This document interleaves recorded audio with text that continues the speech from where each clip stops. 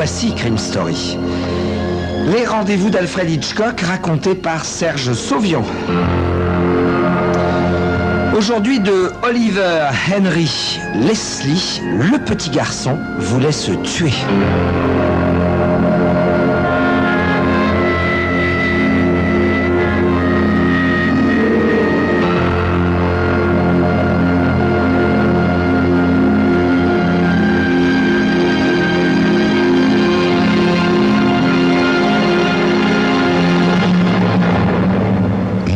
Son front pâle au-dessus de la feuille blanche posée sur la table poussiéreuse.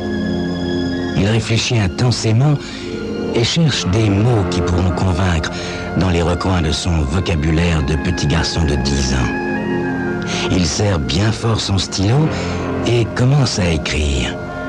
Chère Mademoiselle Davis. Autour de lui, les vieux meubles et tout le bric-à-brac qu'on trouve habituellement dans les greniers le soutiennent par leur présence amicale.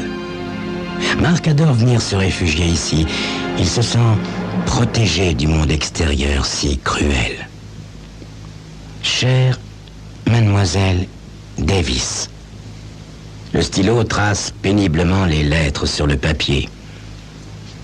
Je vous ai vu dans plusieurs films et je vous aime beaucoup. Toujours, les gens vous écoutent et vous savez leur faire faire ce que vous voulez.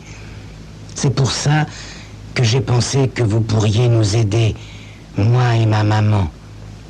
Elle est très belle et son mari, mon beau-père, est très méchant avec elle. Il se met en colère et la bat très fort. Moi aussi, il me bat. Et l'autre semaine, pendant 3 jours, je n'ai pas pu aller à l'école parce que j'avais plein de bleus sur le visage et les jambes. Venez, je vous en supplie. Il aura peur de vous avec vos grands yeux. J'habite au numéro 80 Elm Avenue à Mount Colony. Marc relit ce qu'il vient d'écrire. Le doute s'insinue. Une grande vedette comme Bette Davis est certainement très occupée. Voudra-t-elle se déranger pour un petit garçon comme lui? D'ailleurs, cette image sur l'écran de cinéma de son quartier existe-t-elle vraiment? L'enfant sent bien qu'il est trop grand maintenant pour se consoler en se racontant des histoires. Sa mère et lui sont tout seuls devant ce monstre, à la merci de ses colères et de ses brutalités. Peut-être pourrait-il s'adresser à l'oncle Harold? Non, ça n'est pas vraiment son oncle, mais le meilleur ami de sa maman. Une fois, après une nuit où la voix furieuse de son beau-père, les cris et les pleurs de sa mère avaient résonné dans toute la maison, maman l'avait emmené chez oncle Harold. Ils avaient passé tous les 3 de merveilleuses vacances dans un pavillon de chasse au milieu de Park Department où l'oncle est employé tous les étés. C'est le plus merveilleux souvenir que possède Marc. Les sentiers où il jouait aux Indiens, les parties de pêche, la construction d'une cabane en branchage. Hélas, ce bonheur a été bien court. Un soir, maman et oncle Harold ont parlé très tard, à voix basse. Marc était allé se coucher, mais comme il n'arrivait pas à s'endormir, il a tout entendu. Il était question d'argent, de l'argent de son beau-père surtout, et du fait qu'oncle Harold, lui, n'en possède pas. Le lendemain, maman a fait les valises et on est revenu ici, dans la grande maison de Mount Colony. Marc prend sa lettre à Bette Davis et commence à la déchirer consciencieusement en une quantité de petits morceaux. Il a maintenant conscience qu'il n'est plus un petit garçon. Il saute du vieux tabouret bancal sur lequel il était assis et descend au premier étage où se trouve la chambre de sa mère. « Maman, est-ce que je peux entrer 2 minutes ?» demande-t-il en frappant doucement. « Oui, mon chéri, viens. » La grande chambre est plongée dans la pénombre. Sur le grand lit, entouré de voilage, Madame Grayson est étendue, un linge blanc sur le front. Marc la distingue à peine. Elle souffre d'une de ces terribles migraines. Il sait, dans ces cas-là, qu'il ne doit pas faire de bruit et s'avance en étouffant ses pas. Marc s'arrête à quelques centimètres du lit et soulève le tissu transparent. Madame Grayson sourit faiblement à son fils Ses grands yeux sombres aux paupières satinées sont cernés de noir. « Maman est la plus belle femme du monde », se dit le petit garçon pour la 1000e fois. « Comment mon beau-père peut-il être si méchant avec elle? Il faut que je la protège. C'est à moi de la protéger. » Il pose doucement ses doigts sur la main de sa maman et murmure « Je viens d'écrire une lettre. »« À qui, mon chéri ?»« Je ne peux pas te le dire. » répond le petit garçon embarrassé. « Marc, ça n'est pas bien de faire des cachotteries à sa mère, dit Madame Grayson avec une sévérité feinte. Pourquoi a-t-il parlé de cette lettre? C'est idiot. Sa mère va se moquer de lui quand il avouera que la destinataire est Bette Davis. Marc finit par trouver une réponse. J'ai écrit à l'oncle Harold. Madame Grayson se dresse aussitôt sur son lit. Elle saisit son fils par le bras et le secoue. Mais qu'est-ce que tu as dit, Marc? As-tu oublié ce que tu m'avais promis? Tu m'avais donné ta parole d'homme de ne jamais parler de lui ici. Tu te souviens, Marc? Tu me fais mal, maman, gémit le petit garçon. Bien sûr que je m'en souviens. Eh bien, il ne faut ni parler de lui, ni lui écrire. Mais je croyais que c'était ton ami, maman. On ne cherche pas à comprendre, je t'en prie. Va me chercher cette lettre, tout de suite. C'est pas la peine, maman. Je l'ai déchirée en confetti et je l'ai jetée, dit Marc, heureux de dire enfin la vérité. C'est vrai, méchant garçon? Oui, c'est vrai, maman. Sa mère, maintenant, l'entoure de ses bras et le berce doucement. C'est bien, Marc, mon chéri, c'est bien. Excuse-moi, je suis un peu nerveuse en ce moment. C'est parce que j'ai mal à la tête. Oui, maman. Je t'aime, maman. Madame Grayson s'assoit sur le bord de son lit et attire Marc contre elle. C'est un moment délicieux, mais qui dure peu de temps. Déjà, elle le repousse doucement. Va t'amuser maintenant, va. Il faut que je me repose. Va, mon petit homme. À nouveau, elle s'étend sur le lit. Le petit garçon sort de la pièce et referme doucement la porte. Il descend dans le jardin et commence à tourner en rond en shootant dans les feuilles mortes. Comme maman était différente l'été dans le pavillon de chasse avec oncle Harold, songe-t-il. Toujours prête à aller en excursion, à faire des crêpes et même à jouer au ballon avec moi. Sans cesse, elle riait, plaisantait. Et maintenant, ici, elle est toujours malade. Elle se cache dans sa chambre comme si elle avait peur. Elle s'occupe à peine de moi. Pourquoi est-ce qu'on ne part pas définitivement rejoindre l'oncle Harold? Le soir, comme presque tous les soirs, il dîne seul dans la cuisine, servi par Bella, la femme de ménage, qu'il presse de finir son assiette car elle veut rentrer de bonne heure chez elle. La mère de Marc s'est fait apporter un plateau dans sa chambre. Quant à son beau-père, il n'est pas encore rentré. Le petit garçon monte dans sa chambre et laisse sa porte entr'ouverte pour entendre le monstre entrer. Sagement, il se déshabille et se lave les dents, puis il se couche et tend l'oreille. Surtout ne pas s'endormir. Pourtant, un sommeil léger le gagne. Il rêve qu'il est au cinéma. Sur l'écran, Bette Davis, en gros plan, parle sans arrêt en secouant l'index d'un air menaçant. Mais Marc n'arrive pas à entendre ce qu'elle dit. Il se réveille brusquement, sans raison apparente, puis des voix attirent son attention. Il se lève et va écouter derrière la porte. Tout d'abord, c'est sa mère qui l'entend. Toujours ces accusations stupides. Tu sais bien que demain, quand tu ne seras plus dans cet état une nouvelle fois, tu me feras des excuses. Je suis lasse de tout cela. Je ne peux plus le supporter. La voix de son beau-père s'élève alors, métallique, rocailleuse. « Cesse tes jérémiades, Laura. Tu crois que je ne sais pas quoi m'en tenir? Tu ne penses qu'à ton espèce d'ami de la nature, ce minable fauché de Harold. Est-ce que tu l'as vu aujourd'hui? Allez, réponds, réponds !» Marc entend sa mère pousser un cri, puis gémir et pleurer, tandis que son beau-père hurle des mots qu'il ne comprend pas. Sans le vouloir vraiment, il se retrouve sur le palier frappant à la porte de la chambre. « Arrêtez! Arrêtez !» crie-t-il en sanglots. Pendant un court instant, il n'a que le silence. Puis la porte s'ouvre et son beau-père apparaît. Il est en habit, une écharpe de soie blanche mal nouée autour de son cou de taureau. Son visage est violacé et il semble que ses yeux dardent des rayons fulgurants comme dans certains dessins animés. « Tu vas me foutre la paix, morveux? Allez, file, va dans ta chambre !»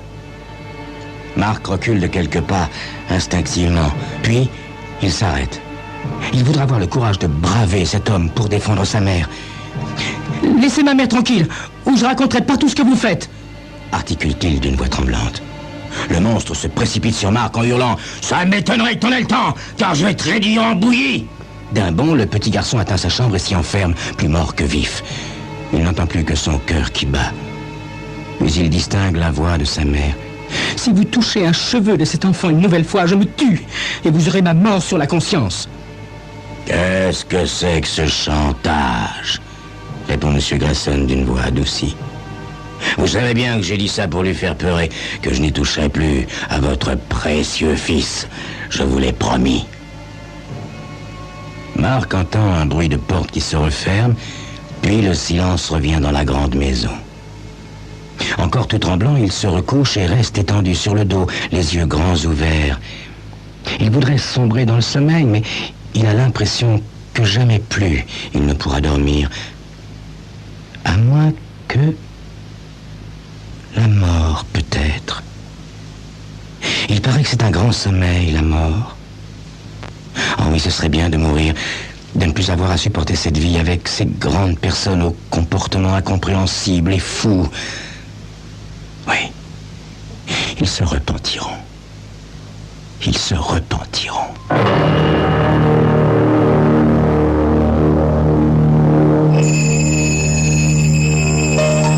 Pauvre petit Marc. Devant la folie des grandes personnes, les brutalités de son beau-père et la faiblesse de sa mère, il n'a trouvé qu'une solution.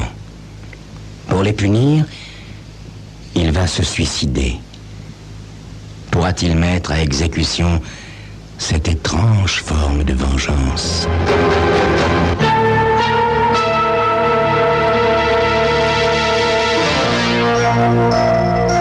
Le lendemain, Marc passe l'après-midi dans le grenier.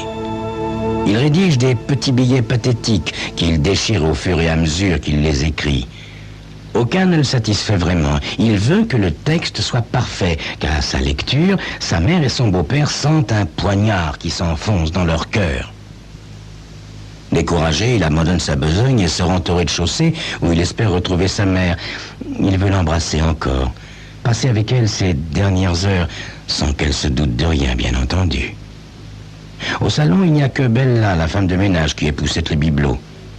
« Ah, votre mère a téléphoné. Elle rentrera très tard, car elle dîne en ville. Voulez-vous une crème renversée comme dessert ce soir, monsieur Marc ?»« Ah, oui, Bella, merci, » répond Marc sans réfléchir. Pauvre Bella. Elle va cuisiner pour rien. À l'heure du dîner, il ne sera plus là. Mais il ne peut plus changer d'avis, ça paraîtrait louche. « Et mon beau-père, est-ce qu'il est là ?» demande-t-il. « Ah oui, monsieur, il est dans son bureau, » répond Bella. Marc ne veut surtout pas voir son bourreau. Il décide de retourner dans le grenier pour attendre le soir. Il s'engage dans l'escalier et, à mi-hauteur, se fige. Monsieur Grayson est au bas des marches et l'interpelle. « Marc, descends, veux-tu, j'ai à te parler. » Le petit garçon se retourne et observe le visage du monstre levé vers lui. Dans sa grosse face blême, ses petits yeux gris ont une expression bienveillante. « Je vous déteste !» articule le petit garçon. « Allons, Marc, ne parle pas ainsi. Tu sais bien qu'hier soir, j'étais un peu malade, » répond monsieur Grayson. « Je souhaite que vous soyez réellement malade, » réplique Marc, « et que vous en mouriez. » Monsieur Grayson rougit violemment, mais Marc n'attend pas de voir sa colère se manifester. Il grimpe les marches 4 à 4. Bientôt, il est à l'abri dans son refuge. Il reprend son souffle quelques secondes, puis s'approche de la table où se trouve le papier et le stylo. Le billet d'adieu, il sait maintenant comment le rédiger. Il commence à écrire en s'appliquant. « Mon beau-père me déteste. Il va me tuer. Il a dit qu'il allait me noyer dans la rivière comme un chat.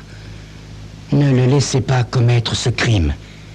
Signé Marc. » En marchant de long en large entre les vieux meubles, le petit garçon attend que le soir tombe. Enfin, la lucarne s'obscurcit. C'est l'heure. Il referme la porte du grenier et descend les escaliers. En passant devant la porte de la cuisine entr'ouverte, il entend Bella qui s'active. Sans doute fait-elle cette fameuse crème renversée. Marc a presque envie de s'arrêter pour en goûter une ou deux cuillerées, comme il le fait souvent quand la femme de ménage lui prépare un dessert. Mais il ne cède pas à la tentation. Il a peur de ne pas avoir le courage de repartir.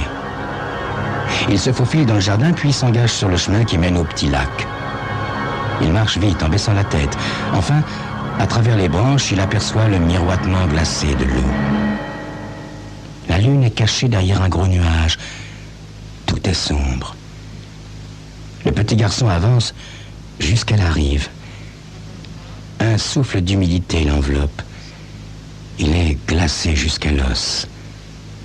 La vision de sa maman et de son beau-père anéantis par la douleur ne lui procure plus aucun réconfort. Comment s'enfoncer dans cette eau froide et sournoise? Jamais il n'en aura le courage. Pourtant, il continue d'avancer. L'eau lui arrive maintenant à la cheville. Ses chaussures deviennent lourdes en s'enfonçant dans la vase. Marc ôte son béret et son foulard et les lance le plus loin possible devant lui. En les voyant flotter à la surface, il se souvient soudain d'une histoire que Bella lui a racontée. Une dame s'est noyée à cet endroit qui, paraît-il, est très profond. On n'a jamais retrouvé le corps, mais repêché un foulard qui naviguait au gré des courants. Marc imagine la morte au fond du lac, parmi les plantes marines qui la retiennent. Dans quelques secondes, il va la rejoindre. L'eau lui arrive au mollet maintenant. Il imagine les yeux béants de la noyée qui le regarde s'avancer. L'effroi le submerge. Brusquement, il fait demi-tour et court vers la rive. Ah non, la mort, c'est vraiment trop horrible. Le petit garçon ne veut pas mourir. Il est mieux continuer cette existence, aussi affreuse soit-elle, et se battre. Il s'assoit sur l'herbe mouillée et enlève ses chaussures. Avec son mouchoir, il s'efforce de retirer la vase qui les recouvre. Ensuite, il ôte ses chaussettes et les tord soigneusement avant de se rechausser. Il regarde les eaux d'argent où la lune se mire à présent. Son béret et son foulard ont l'air d'avoir disparu. Peut-être la noyée est-elle venue les prendre? Marc détale à toute vitesse. Son premier réflexe est de rentrer à la maison, mais progressivement, il ralentit sa course. Si le monstre le voit dans cet état, il va hurler, et maman n'est pas encore rentrée, sans doute. Mieux vaut attendre son retour. Le petit garçon s'éloigne à nouveau et se cache dans un fourré. Malgré l'inquiétude qu'il tenaille, sa fatigue est si grande qu'il s'endort. Quand il se réveille, il fait nuit noire. Alors il se décide à rentrer. Devant la maison, tout de suite, il voit la voiture de police. Il va entrer par la cuisine et se faufiler jusqu'à sa chambre sans se faire remarquer. Là, il réfléchira à la conduite à adopter. Quand il passe devant le salon, Marc s'arrête, hypnotisé. Par les grandes portes-fenêtres, il voit sa mère qui pleure, assise dans le grand divan. Il a envie de se précipiter vers elle pour la rassurer. « Maman chérie, je suis là, ne t'inquiète plus. » Mais il n'ose pas, à cause de son beau-père et du policier qui se tient devant lui, le visage dur. « Monsieur Grayson, reconnaissez les faits, ça vaudra mieux, » dit le policier. « Mais jamais de la vie. Voyons, quand j'ai bu, je suis violent, d'accord, mais pas à ce point-là, » répond son beau-père avec véhémence. « Alors, pourquoi l'enfant aurait-il écrit cette lettre ?» reprend le policier. Le monstre secoue la tête, il est blême. « Mais dans la tête des enfants, monsieur l'inspecteur, est-ce qu'on sait ce qui peut se passer? Il aura imaginé tout cela. » « Et le béret et le foulard que nous avons repêchés dans le lac, c'est de l'imagination, peut-être ?» rétorque le policier d'une voix cinglante. « Vous allez nous suivre, monsieur Grayson. » Il se penche et Marc entend le claquement sec des menottes se refermant sur les poignets de son beau-père. « J'ai pas touché un cheveu, cet enfant! S'il est dans le lac, c'est pour moi le coupable !» proteste celui-ci. Il se retourne vers sa femme. « Mais dis-leur, toi, Laura, que je ne suis pas capable de faire ça! Dis-leur !» Pour toute réponse, la mère de Marc pleure plus fort encore. Marc voit son beau-père sortir de la pièce attaché au policier. Puis les deux hommes apparaissent sur le perron et montent dans la voiture qui démarre aussitôt. Alors seulement, il se faufile dans le salon. « Maman !» chuchote-t-il en s'approchant de sa mère qui ne s'est pas encore aperçue de sa présence. Elle relève la tête, son visage s'illumine, elle ouvre les bras. Le petit garçon s'y précipite et embrasse sa mère avec passion. « Maman, pardonne-moi. J'ai pas eu le courage de mourir. Pourtant, je voulais qu'il soit accusé, tu sais. Il aurait été en prison et n'aurait pas pu continuer à te faire du mal. » « Oh, mon chéri, tu es en vie, c'est le principal. J'ai eu si peur, » répond Madame Grayson en embrassant son fils. Au bout d'un moment, elle desserre son étreinte, le regarde avec étonnement et murmure « Comment as-tu pu avoir une idée pareille ?»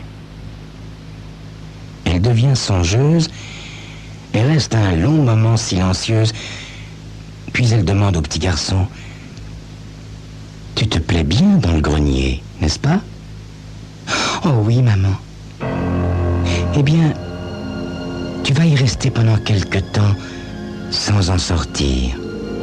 Est-ce que tu veux bien, Marc? Ce sera un secret entre nous.